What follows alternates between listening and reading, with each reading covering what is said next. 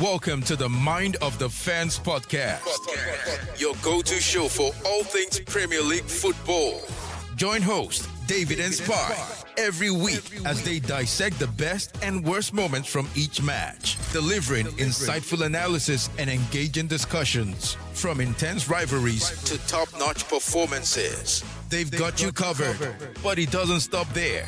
Stay tuned for updates on major European games and breaking news.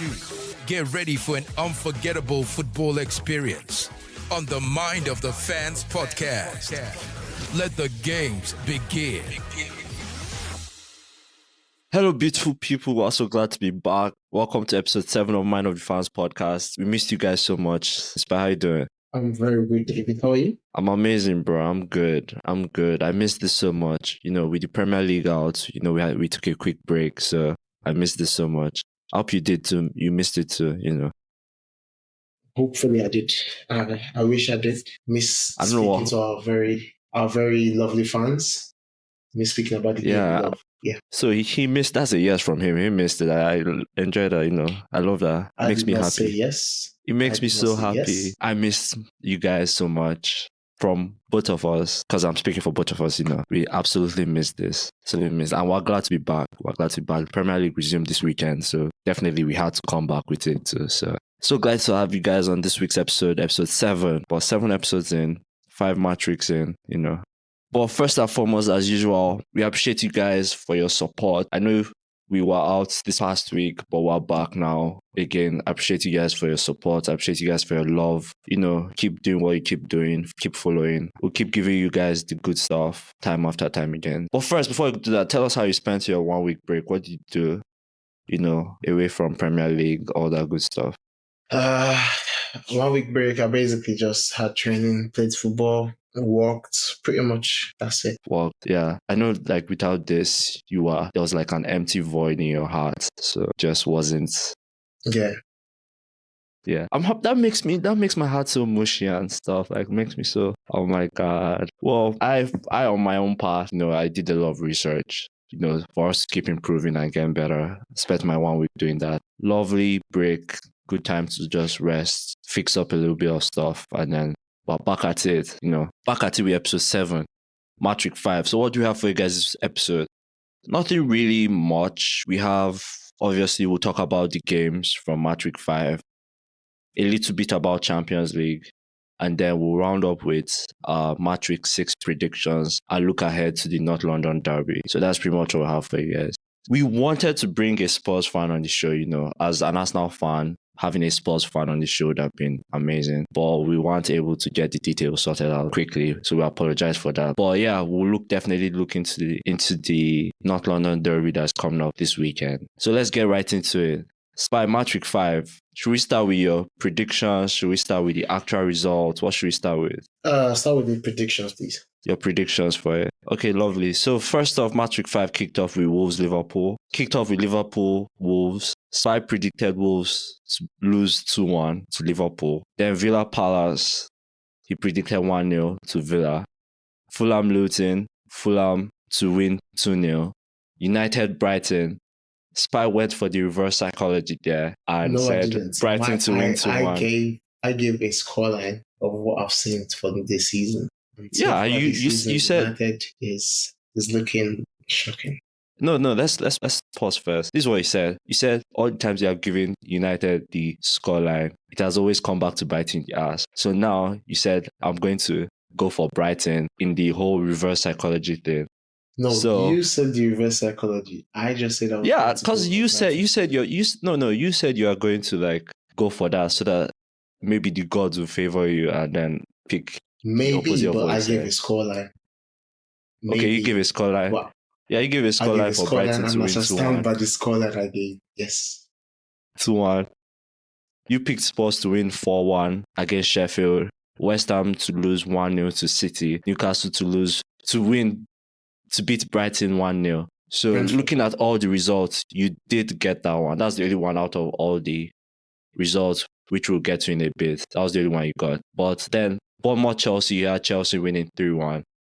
Arsenal Everton, you had Arsenal winning 2-0. And then Forest Burnley, you had Forest winning 3-0. Sorry, 3-1. So now the actual scoreline. Do you want to give it or should I give it? I'll give it. So Yes, please. Saturday early kickoff. Wolves hosted Liverpool and they lost 3-1. Liverpool taking a very shocking victory. Okay, so the scoreline for match week 5. Liverpool won 3-1. Aston Villa won Crystal Palace 3-1. Fulham won Luton Town 1-0. Manchester United lost to Brighton 3-1. Spurs won Sheffield United 2-1. Manchester City won West Ham 3-1. And Newcastle won Brentford, as I predicted, 1-0. Sunday kickoffs. Okay. Bournemouth, Chelsea had a 0-0 draw. Mm-hmm. Everton hosted Arsenal and lost 1-0. And Monday night's SmackDown, we had Nottingham Forest tying with Burnley 1-1. So, in your predictions, you got 10% of it correctly. Are you proud of our record, though? I am honestly proud that I got 7 out of 10 victories correct, but not the scoreline. Not the scoreline, that's fair, yeah. But in terms of scoreline, just 10% of it. In terms of scoreline, that's a bit difficult, but I'll take what I can take out of it. I'll take the positives out of it. And the positive is that I got 7 out of 10. 100%. That's good. I like how you think positively. Like, I love people that positively think. Let's go. Okay, so let's start with the major headline, obviously.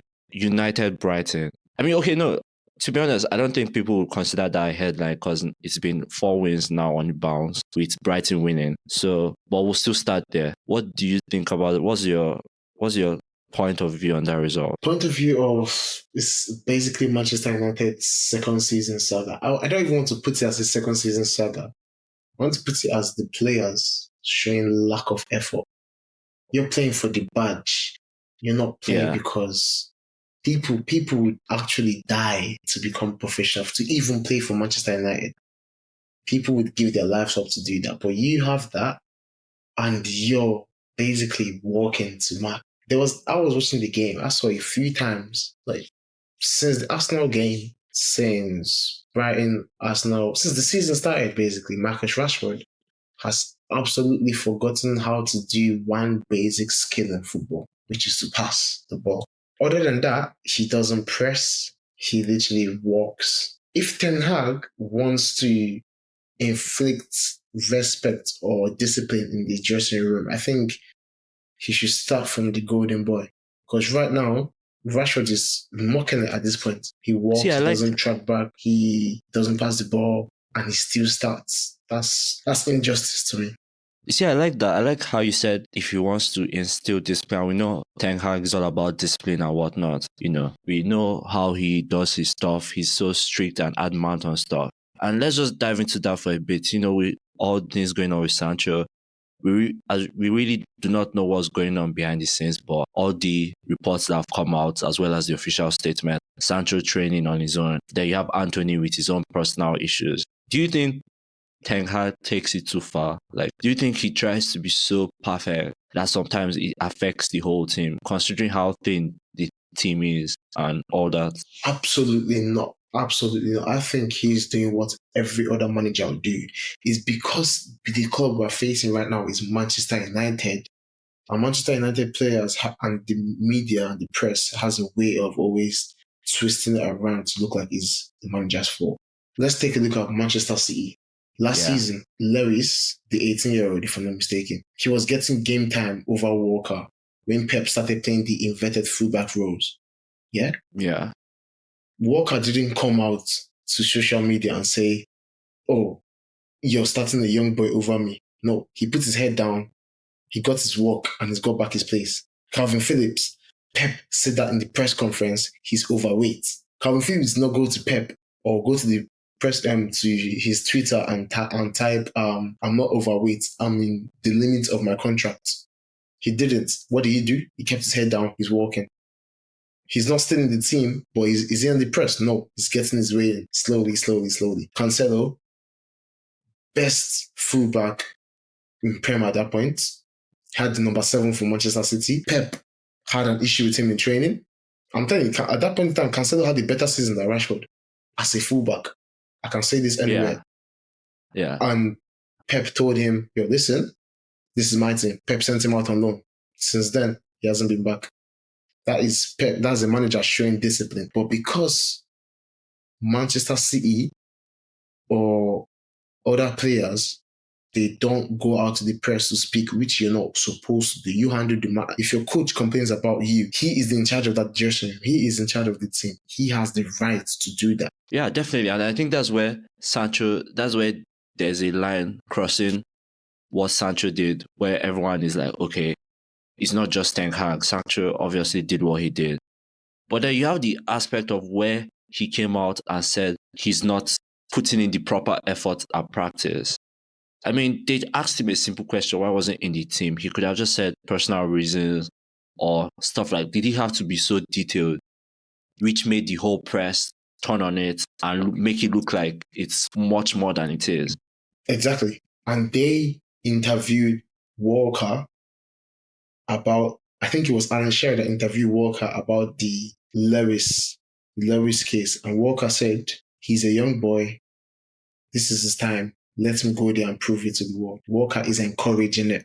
Sancho goes to the press. Instead of Sancho to say, I need to work on my game, or try and divert the topic like how footballers do. If they ask you, why have you not been selected? Just say, personal reasons or the team selection, or just say something. You must not go and say, the manager, they don't like the way I'm training. They don't like the way I'm training. That seems like the problem is from you, because a collective is not just going to pick one player out. Due to the fact that if you remember last season, Ten Hag literally wanted Sancho in his team. He sent him out individual training. Once he came back, you could see the smiles on his face.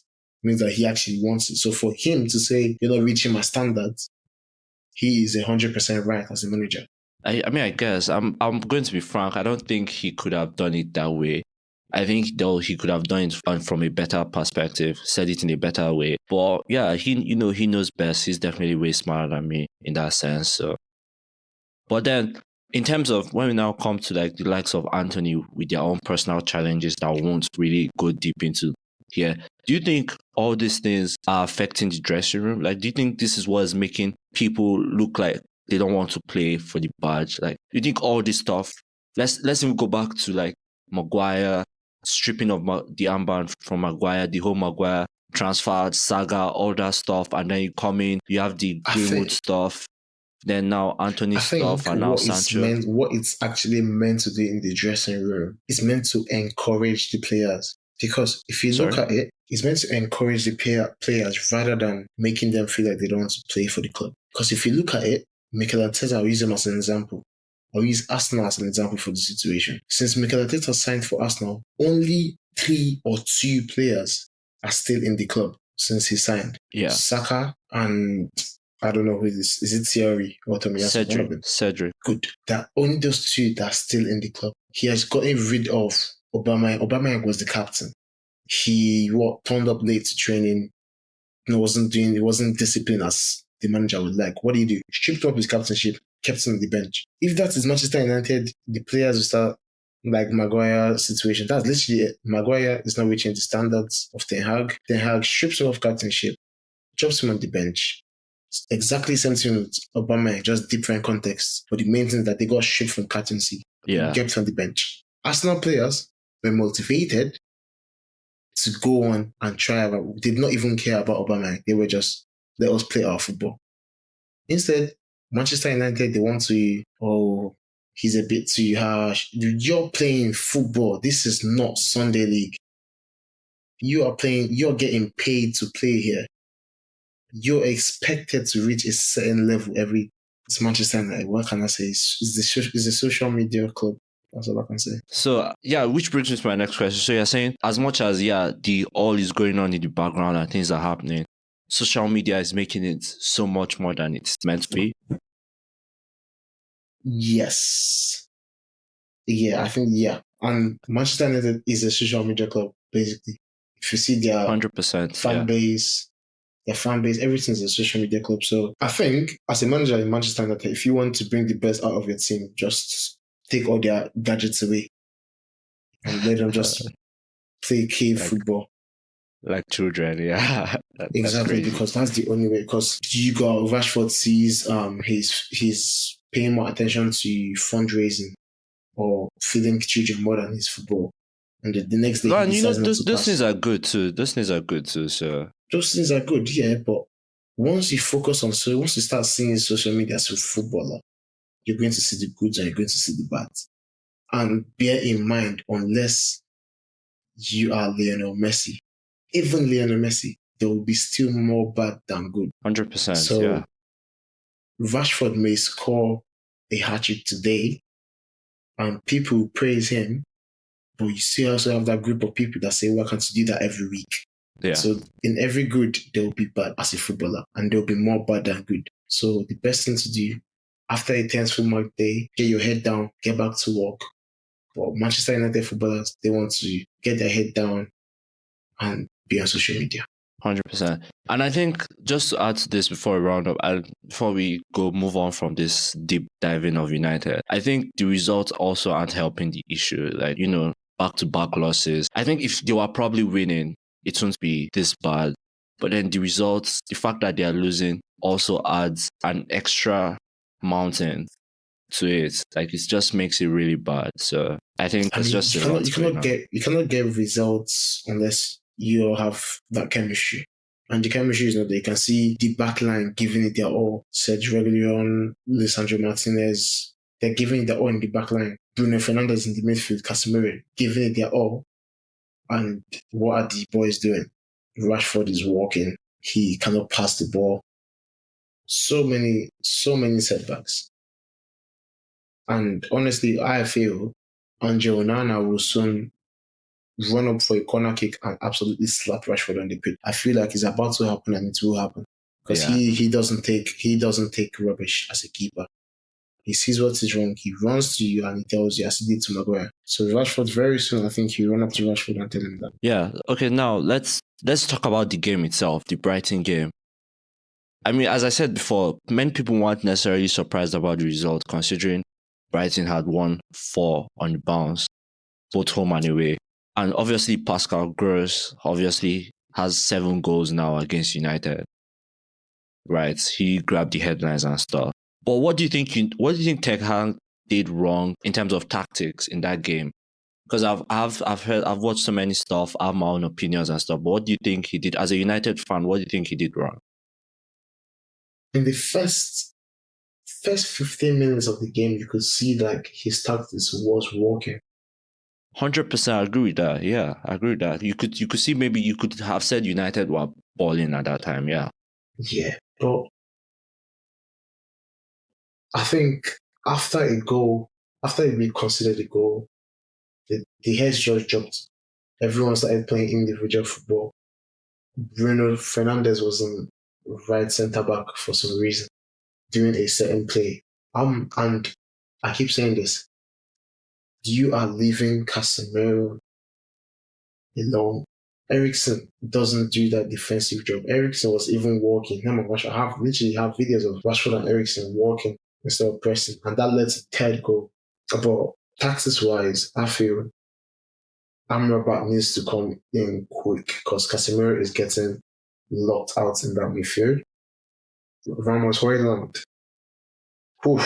I'll give him more time. Marcus Rashford needs to be benched. Garnacho will bring so much more to the table than Marcus Rashford will. And honestly, I think he did not go wrong in the tactics. I just think it's the players being nonchalant about it. No, I think he got the tactics wrong. And here's why I said he got the tactics wrong. So he decided to play 3 in midfield. Right? And then Bruno not 3. He decided to play 4-4-2. Right? With Bruno. He decided to play Eriksen, Bruno, Casemiro, and McTominay. Then he played Rashford and Højlund, right? And then he put Eriksen and McTominay out. So what Brighton did was that they were like, okay, we're going to push all our fullbacks forward. So you literally have 2v1 most of the time. You see Eriksen trying to cover the fullbacks, McTominay also doing the same thing on the other side, leaving room for Mitoma up. You see Mitoma up there, because they have their midfield was really, you see them, their midfield dropping back, but then at the same time also coming forward. So there wasn't quick cover up. So you see after like 25, 30 minutes, you see McTominay gassed, you see Eriksen gassed. They were all just gassed and they couldn't keep up with the whole back and forth of tracking the fullbacks. And then you also had the two wingers that were playing. So just really bad. Like that 4-4-2 formation for Man United, I think was the wrong way to go. Especially playing four midfielders. I don't think that was spot on, but yeah, that's my view on it. So That's a very fair view. I will agree to that. But in terms of as a 4-4-2, because the centre backs are not going to attack. Do you get what I mean? So if we don't have the ball, the two strikers are expected to just cover deep. When I mean cover deep, cover it so that the four midfielders, that's two midfielders, two wingers, they can each have a fullback. And then two in the midfield, that means there'll be one locking man in the midfield from Brighton that'll be free because it's just going to be, let's say Eriksen has this guy, Casemiro has this guy, it's going to be one free man, which one of the nines can just cover. You don't even need to mark him, you can just cover him deep. And then the four feedbacks, you can left back, right winger, you know how it is. Yeah. Or instead, if Rashford doesn't press up front, the fullbacks, he's going to have that space to overlap. And once he overlaps, now Eriksen has two people to deal with. His midfielder and the fullback that's overlapping. But if Rashford cuts that out, don't even need to chase him, just need to be in position. You stop that from happening. Yeah, you basically stop that from happening. So I keep saying, yeah, maybe, okay, the tactics was wrong. Yeah, but there's some basic things that they could have done that would have at least given them more like breathing space. Basically. Okay. Just before we move on to Brighton for a bit, what you guys play? Obviously, you guys play Bayern this week in Champions League. What's your thought on that? Do you think you come out with W or what? I feel it's Manchester United. The W is going to be very hard, but last season, exact same thing happened. Off two defeats, came on, played Liverpool, played very strong, got the result 1-1. Hopefully that repeats itself, because if the players are ready to sit up, then I'm expecting a very good game. But United, they also have a history away in the Champions League, so I'll have to give them that. Okay, so now let's just talk about Brighton for a bit before we move on to the next game. Brighton obviously now looking like they are coming for it full time, all forces blazing. What do you think of the job De Zerbi has done for Brighton? Like he's 1 year in actually, like he was 1 year as of Monday. So what do you think of that? I think it's football heritage. I'm not saying I'm going to give De Zerbi his credit. I'm just going to give it to football heritage. Because once you talk about Brighton, once you talk about IMEX Stadium, you have to talk about Graham Potter. Because everything they're doing now is literally on the foundation that Graham Potter built for them. And De Zerbi is just painting the walls, basically. Potter literally built the house, done the foundation. De Zerbi is just painting the walls. But, as they say, money can be your best friend and your worst enemy. Graham Potter, money was his worst enemy. He went to Chelsea, it looked nice for a few days, a few weeks, a few months. And now, he wishes he never did that. So, De Zerbi, you're doing a good job because people can just come and turn the team around. But one thing he did when he came, he observed Potter's work and then built on it. 100%. That's my problem with United, or most things. But for United, once a new manager comes in, he wants to, instead of trying to build what he has, he wants to he tries to change it. Yeah, he wants to bring in his boys. United is a club of football heritage, but they're trying to change it, and that doesn't work. So, credit to Brighton. 3 goals, fantastic goals, especially that Pascal Gross goal where he sat. I can't remember the defender he sat, but he sat him down and took him to space. So that was a really quality goal. As I said earlier, he has 7 goals against Manchester United. Apparently, Manchester United is his favorite opponent. So absolutely love that game. Let's move on to another game. Liverpool Wolves. It looks like Liverpool have this thing of starting slowly and then picking up the pace, especially in the second half. Do you think it will actually kill them at a point? That's starting slowly. Do you think it will kill them at a point? 100%. 100%, because there's some certain teams that you cannot start slow against. Once you go up against teams like Brighton, Manchester City, you have to start strong and finish strong. You cannot slack and then go strong, you know. You have to play all the way on game, because for them to be conceding easy, the goal that they conceded against Wolverhampton was, I don't even understand it. It was a very strange one. I don't know what Neto was doing to the defenders, but yeah, it was a very strange goal to concede. And then after that, it's like Mohamed Salah just... Oh, I was going to even comment on that for a bit. Like, he came and just took over, like, you know, with the hat-trick of assists. He's doing all the little things, not necessarily even scoring precisely, but just, you know, assisting, getting the ball, making those passes. I'm very, very sure he is not happy with the assistant. I also have that feeling in my, like, at the back of my mind that he prefers scoring goals. He prefers to score, but right now, he doesn't have the service that he deserves. Yeah, he has Trent and he has Robertson, but he doesn't have what he used to have. He has people that, you know, when he played with Firmino and Mane, Firmino was that like outlet. He was number 9, but he did not want to be number 9, if you get what I mean. So he wanted other people to score the goals. But this time, Gakpo, Nunez, Diaz, they want to be the ones scoring. So there has to be a supplier in the midst of all the scoring. And I think Salah understands that now, and that's what he's trying to do. Yeah. And technically, he doesn't. I won't say he likes it, but he knows that's what he has to do for Liverpool to. And he does it well. Yeah, 100%. Three assists. So credit to Liverpool. They are currently on a 16-game win streak dating back to last season. So, not win streak, but 16-game unbeaten streak. Yeah, my bad on that. So I've talked a bit on that. Spurs. Let's move on to Spurs. Spurs left it late. We're talking about like, I think was very it 12, extremely late. 90 12 plus minutes. 6. Yeah, 90 plus 8, 90 plus 10. Yeah. And I think they had like 15 minutes of added time, which was 60 minutes of added time, which was crazy. Shout out to Richarlison for crying. He cried after he missed a chance in Brazil. And he said to the press, I need to work on my self. Yeah. Yeah. And then you could see what happened. That's how you're meant to be on the press, instead of saying, if he goes to the press and saying Neymar doesn't pass him the ball often. There's some ways to handle some things. Manchester United, they need to watch and learn. He went to the press, he said, I need to work on myself, I need to work on my reactions. And he worked on his reactions. I'm not saying he played a perfect game.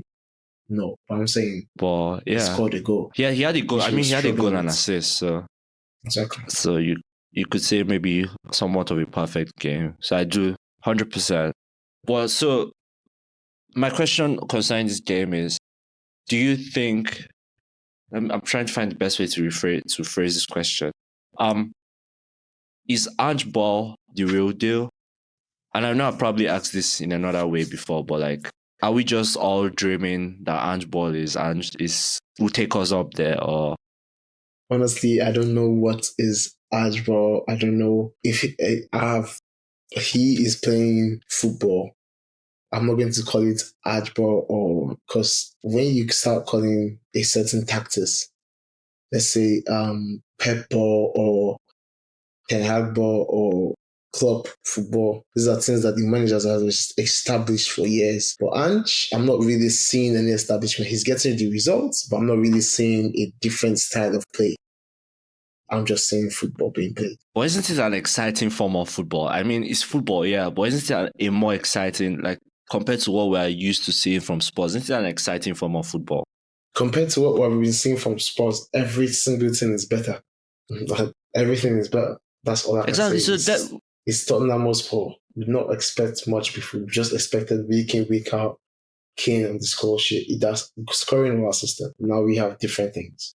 So which begs the question: should we be so excited, or should we just take calm our nerves and I take think we game by should game? wait for him to have a serious challenge. Let's say Yeah, we'll talk about that in a Man City. bit.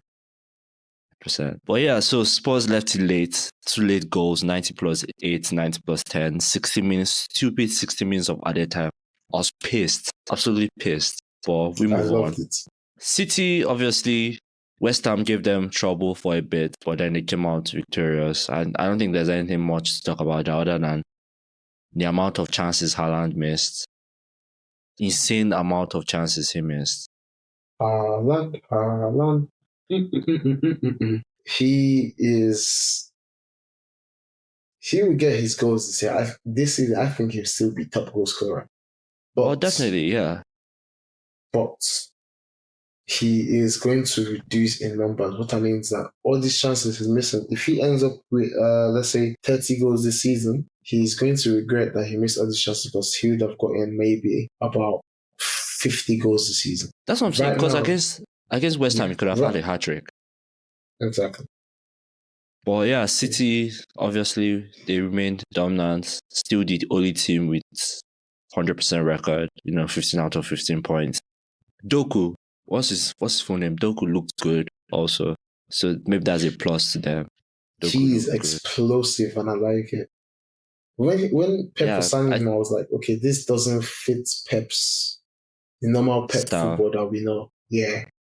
An explosive winger. The only close thing to explosiveness was Mahrez, but Mahrez wasn't as explosive as but Doku, that is something different. I never expected Pep to sign a player like that. Okay, then Chelsea, Bournemouth. Chelsea had all the chances in the world, but they still couldn't score. What was going on? It's Chelsea. That's all I can say. I mean, they had 14 shots and 6 on target, and they couldn't still find the net. Like, that's bizarre. Mauricio Pochettino has work to do. He has a lot to do. And my question concerning this game is, where do you see Chelsea going? Like, because, you have seen their injury list. You have seen how many of their players are out, new signings, old people, all out. Where do they go from here? Like, what do they have to do to at least keep them afloat before all these guys return?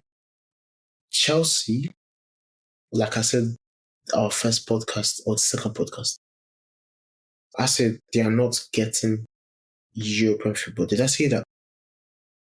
I say unless Pochettino gets his head down, which we have seen him do by giving Sterling that free roam or license issue, which happened in the first game that Sterling was looking like prime hazard. He didn't need to keep doing that because Sterling has the experience. He knows what it means to touch a Premier League trophy, not once, not twice. So you need to give him that credit to be able to. And now Sterling is in his best shape of his life.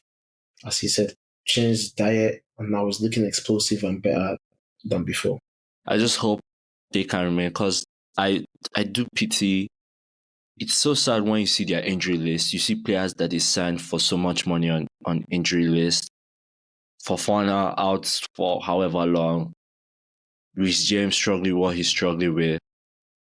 You have Lavia also too injured. I think Caicedo too is on the list. You have Cucurella on the list. Like it just looks like everything is going from bad to worse for Chelsea, and I do feel sad for them, but hopefully the players they have, Poch can be able to keep them afloat till this main guys come back. Lastly, on this Chelsea dilemma, Modric, what do you think?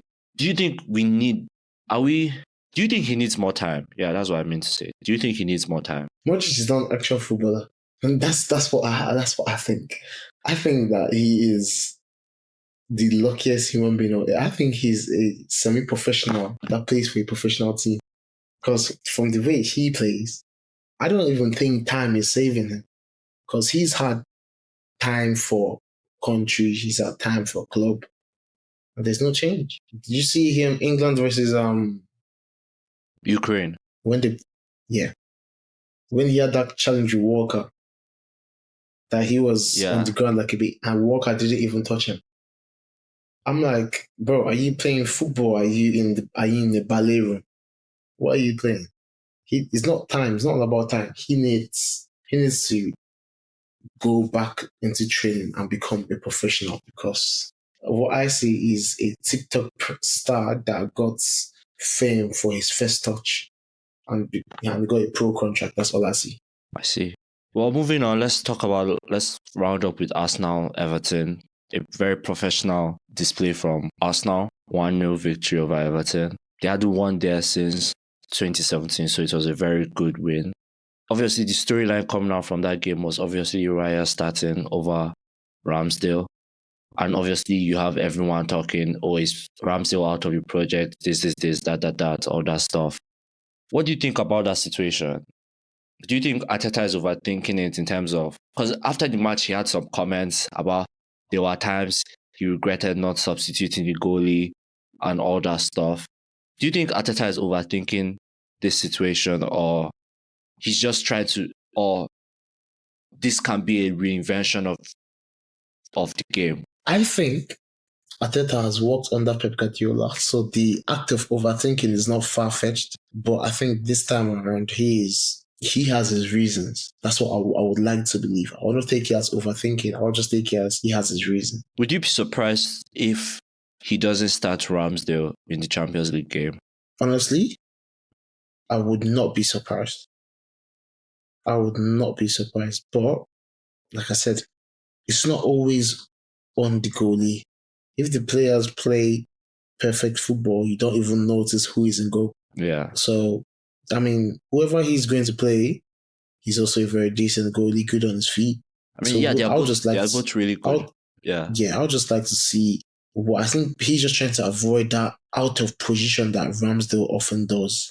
And yeah, I think that he's just trying to avoid that, because it happened this season when he got cut off his line last season and this season as well. I think he's trying to avoid that with a goalkeeper with a better positioning. But I would like to see.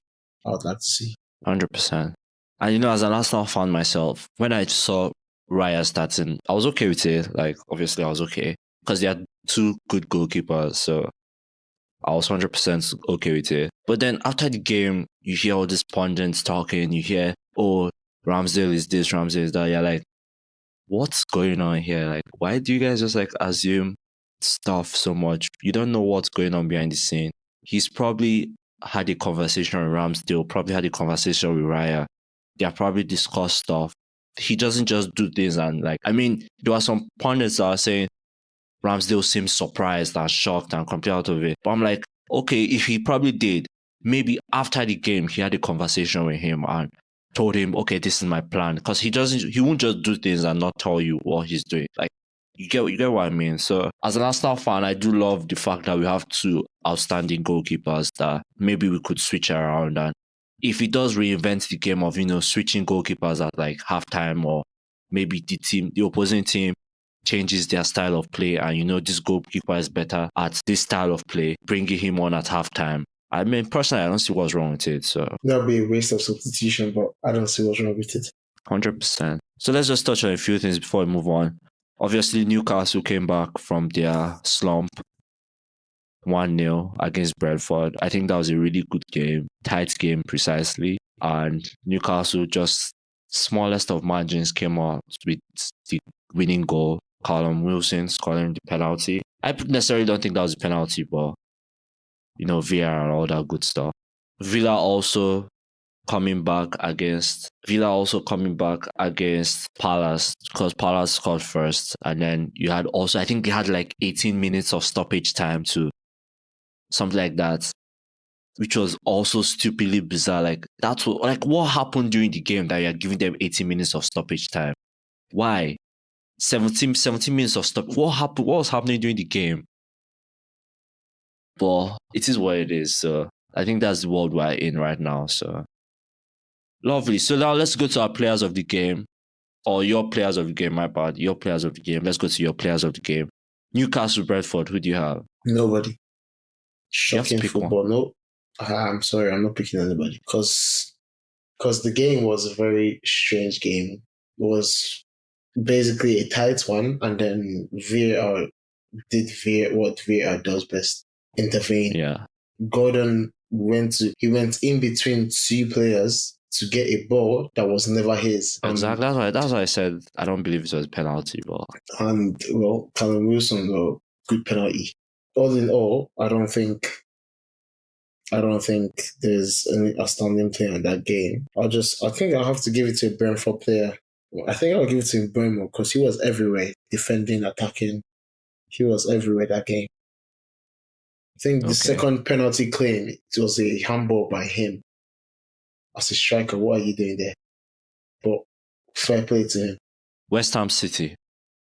I have to give it to Mdoku because he started the comeback. Without that first goal, it had been difficult. Plus, he created a lot of chances for Erling Haaland. 100%. Spurs Sheffield. Ooh, Spurs. If I would like to give it to Richarlison, but it will be based on what he said before because of the Brazil putting my head down. So I'll give it to Richarlison. Richarlison. United Brighton. What's the question? Wow. I'll give it to Lamptey. Lamptey. I thought about that. So driving he had from the he had a good game. I think he grabbed about 2 assists. Yeah, he was overlapping at his finest. Fulham Luton. Honestly, I didn't really watch the game, but I think from what I heard that Willian gave them a tough time on that left wing. That's what I've heard. And particularly Reed, he was playing football like Prime De Bruyne. That's what I heard. I didn't watch the game, but yeah, that's what I can take out from what I heard. Yeah, Villa Palace.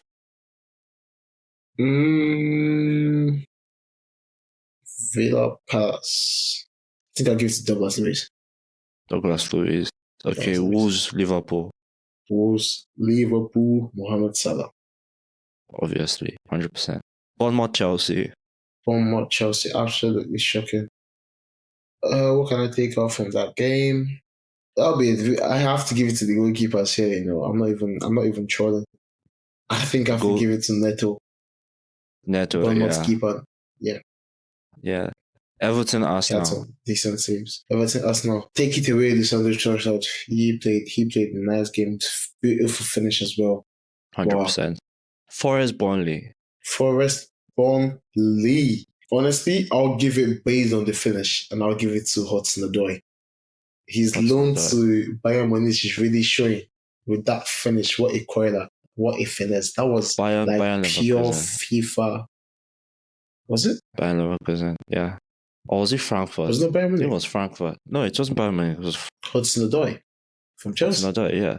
From Chelsea, yeah. I think it was either Frankfurt or Bayern Leverkusen. He was Bayern Munich. No, it wasn't. No, it wasn't. 100% sure it wasn't. So it's Bayern Leverkusen, exactly. I'm sure of that. Bayern Leverkusen. It wasn't. I said Bayern. Not Bayern. You said Bayern Munich. I said Bayern, not Bayern Munich. I just said Bayern. I said Bayern. Okay. I agree that I'm right. Hudson-Odoi, let's go. Hudson-Odoi. Hudson-Odoi, yes. Okay, let's move on to match week 6 with the banger. Obviously, let's start with North London Derby. At the Emirates. What do you see happening there? Do you think obviously there are two teams that are unbeaten. One of them is either it's a draw or one of them has to lose. So what's your prediction for that game? Prediction for that game is Arsenal. This is your time to show that you still have your vibe from last season. And Tottenham, so-called Ange Ball, this is your test. This is the test for the Ange Ball. So I would like to say that'll be a good game to watch. But it's not about Arsenal is that they tend to make derbies boring without that man Xhaka.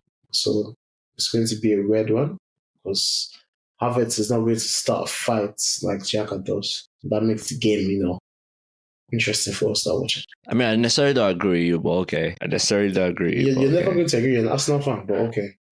That's different. I think the North London Derby, whichever side loses, whether Arsenal wins or Arsenal loses, there's always a certain energy to it that makes it so interesting. Unless Xhaka is playing, there is an energy to it. Simple, case closed. Okay, Palace Fulham. Edward has been on his game, scoring goals. I think it's what? How many does he have now this season? I think 3 or 4 goals this season. Either 5 or 4. Edward, yeah. He's been on the road. If he keeps up, he'll absolutely trash Fulham. But don't you have been watching Fulham, and Reed in that midfield is looking comfortable. Willian, always, age doesn't tell on the Brazilian. Willian is looking like a young boy. And yeah, I think that'll be an interesting game as well. But I'm not going to watch it because I hate watching Palace matches, especially in Palace's stadium, Selhurst Park. It's just weird. There's always a certain type of sun. And I don't like watching the game when it's like half of the pitch is sunny, half of the pitch is dark. It's just weird to me. I just like watching it in the perfect weather. Don't ask me. Just tell me your scoreline. That's all I want. I just want the scoreline. You just want my scoreline. I just want the scoreline. I don't really care if you watch it or not. You know what I mean? Cool. Palace to win 2-1.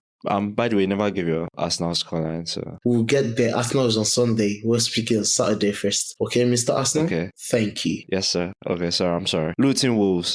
Wolverhampton win 2-0. Wolverhampton win 2-0. And before we move on, just to agree to your point, I actually do hate that once the sun is on one side and the other side is so dark. It makes my eye it's so annoying. Okay, so you do agree to what I was saying? No, I agree to that, yeah, because it's so annoying. It makes it so why did you not rush me to give you a scoreline? No, I was just you are ranting for a bit, so I had to cut you. Mind of the fans, I feel like you won't have Mind of the fans, listeners, this is what I go through every day.